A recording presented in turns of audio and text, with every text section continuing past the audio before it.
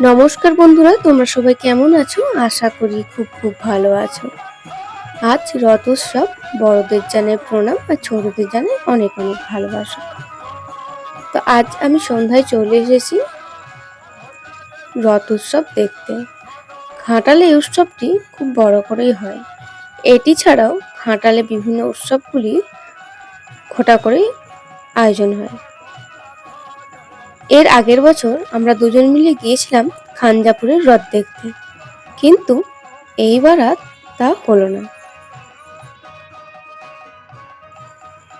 সকাল থেকে প্রচণ্ড পরিমাণে বৃষ্টি হওয়ার জন্য আমরা দুজনে খাঞ্জাপুরে এবছর রথটি দেখতে যাইনি। ওইখানে রথ উৎসব খুব ঘটা করে হয়, আর অনেক মেলাও বসে। রথ মানে জিলেপি আর গাছ কেনা।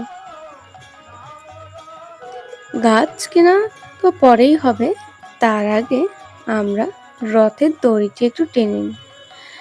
যে দেখছি আমি অনেকটি দেরি করেই গিয়েছি রথ দেখতে, তখন রথ অনেকটি বেরিয়ে গিয়েছে রাস্তা ধরে, আর অনেক লোকের ভিড়ও হয়ে গিয়েছে।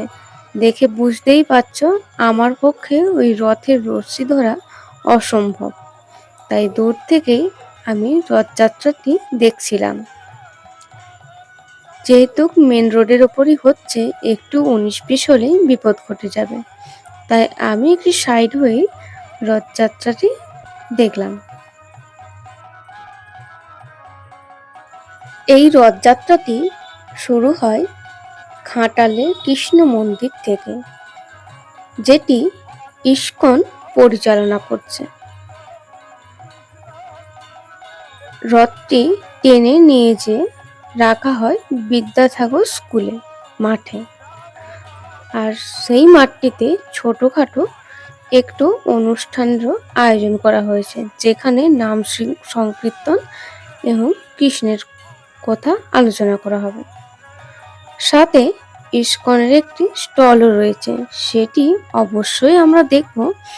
তার আগে রথ টানাটি ভালো করে দেখে নিই, আর রথটিকেও অপূর্ব সুন্দর করে এবছরও সাজিয়েছে।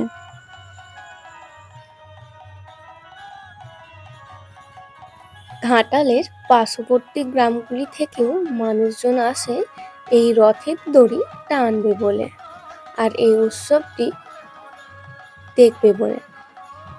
তোমরা দেখেই বুঝতে পারছো কত পরিমাণ মানুষের সমাগম ঘটেছে এই রথ উৎসবটিকে ঘিরে।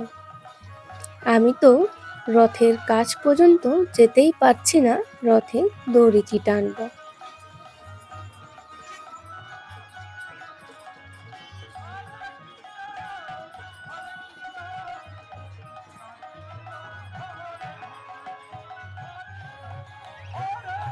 রথের ওপরে জগন্নাথ দেব বসে আছে, আর তার পাশাপাশি রয়েছে বিভিন্ন পুরোহিতরা। তারা রথের উপর থেকে জগন্নাথ দেবের নিবেদন করা প্রসাদ দর্শনার্থীদের কাছে পর্যন্ত পৌঁছে দিচ্ছিল, উপর থেকে ছড়িয়ে ছড়িয়ে। চকলেট দেওয়া হচ্ছে, ফল দেওয়া হচ্ছে, বাতাসা দেওয়া হচ্ছে, বিভিন্ন প্রসাদ জগন্নাথের এইভাবে বিতরণ করা হচ্ছিল রথের উপর থেকে।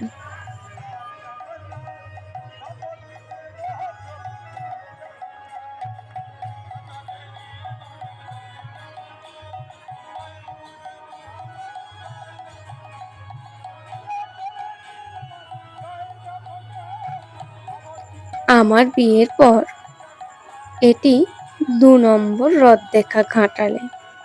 বিয়ের প্রথম বছর আমার রথ দেখা হয়নি।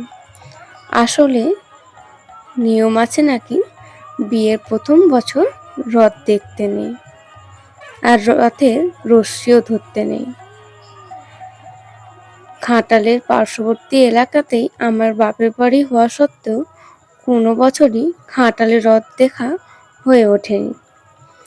আসলে রথের দিন হয় সকালে খুব প্রচণ্ড বৃষ্টি হয়, আর না হলে বিকেলের দিকে বৃষ্টি হয়, তাই সেভাবে বাড়ি থেকে আমার বেরোনো হয়নি।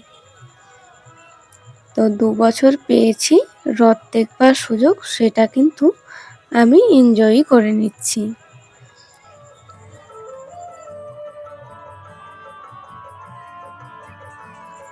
চলে এসেছি মাঠে, যেইখানেতে রথের দড়ি টেনে এনে রাখা হবে।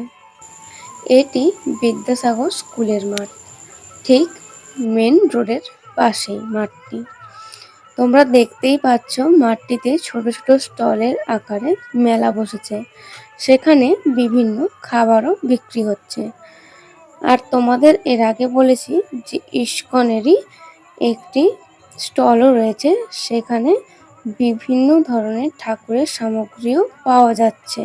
অবশ্যই সেই স্টলটিতে তোমাদের একবার নিয়ে যাব। তো তার আগে মাঠটি তোমাদের এক ঝলক ঘুরিয়ে দেখিয়ে নিচ্ছি। বৃষ্টি হতেই পারে, তবে মানুষ তাকে তোয়াক্কা না করে রথ উৎসবটি আনন্দ করতে চলে এসেছে মাঠে। তো এখন তোমাদের মেন মঞ্চটি দেখিয়ে দিচ্ছি, যেখানে অনুষ্ঠানটি হবে রথ উৎসব উপলক্ষে। তো আমরা পৌঁছে গিয়েছি সেই মঞ্চের পাশে।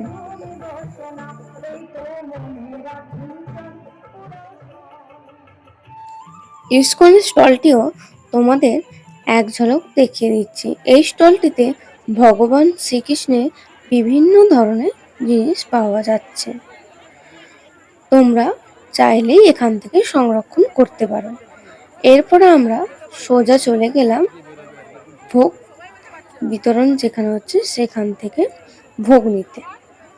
তো এর আগের বছর এসেছিলাম, এখান থেকে ভোগ খেয়ে বাড়ি গিয়েছিলাম, আর এবারও এসেছি খিচুড়ি ভোগটি নিয়ে নিতে। এবারে আমি একা আসিনি, আমার সাথে এসেছে আমার বরমশাই, সাথে আমার বড় ননদিনী, তিনজনে মিলে এসেছিলাম। পরে যদিও বা মা আর বড় মা এসেছিল।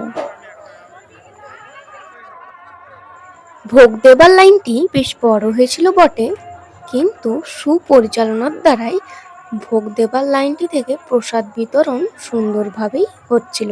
আপাতত আমরা তিনজনে ভোগ নিয়ে নিলাম। চলো এবার খেয়ে দেখা যাক ভোগটি কেমন হয়েছে। আর প্রচণ্ড খিদেও পেয়েছে।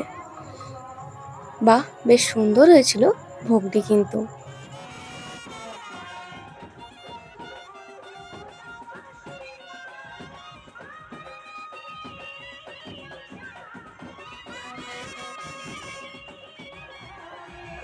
আমার এবছরের রথযাত্রা উৎসবটি বেশ ভালোই লেগেছে। আশা করি তোমরা যে যেখান থেকে আমার ভিডিওটি দেখছো তারাও রথযাত্রা উৎসবটি খুব এনজয় করেছো। আমার ব্লগটি এখানে শেষ হচ্ছে, দেখা হবে নেক্সট ব্লগ। এখন টাটা।